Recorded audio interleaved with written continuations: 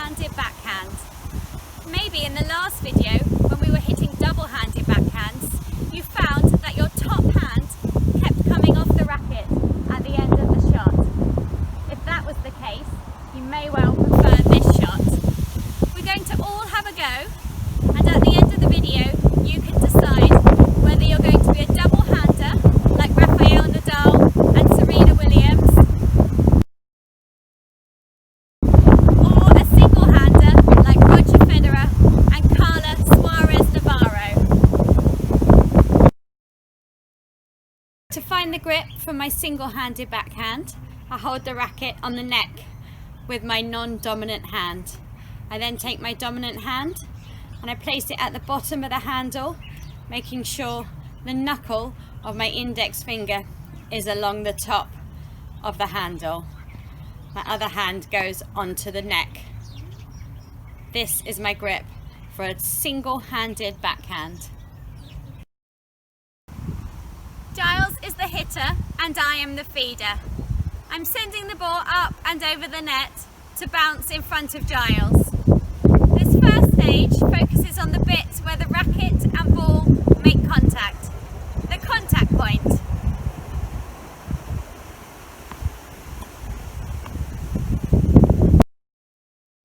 For this shot, Giles is waiting side on with his racket at waist height and out in front, which we know means nearer the net. This is where Giles wants to make contact with the ball.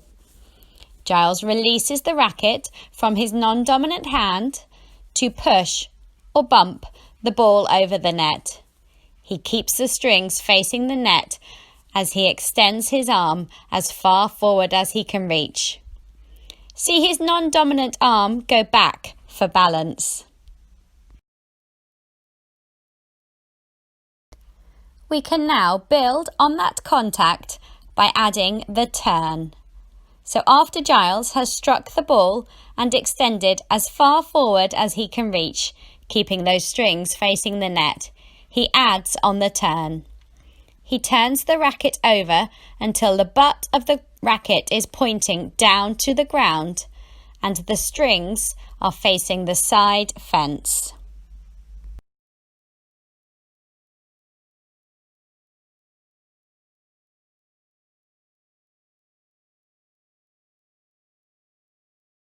Progression 2 is to add on the end of the shot, the follow-through. After Giles has bumped and turned the racket, it continues through until his chest is facing forward and his arm is fully extended out to the side. See how the racket is still up above his hand, with the butt of the racket pointing down to the ground.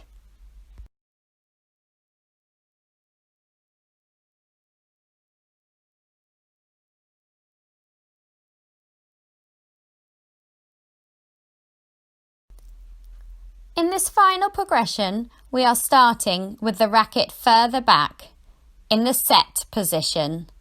The racket now swings forward to meet the ball at the contact point, out in front and at waist height.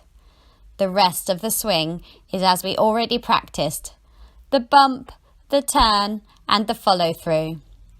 This swing from the set position to contact point allows the racket to build up speed and so hit the ball a little bit harder.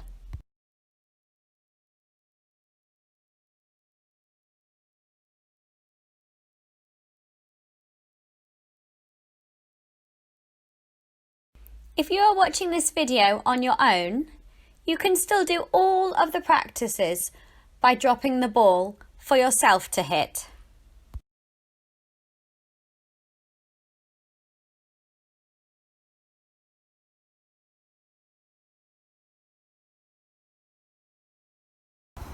Giles prefers his single-handed backhand and I have a double-handed backhand.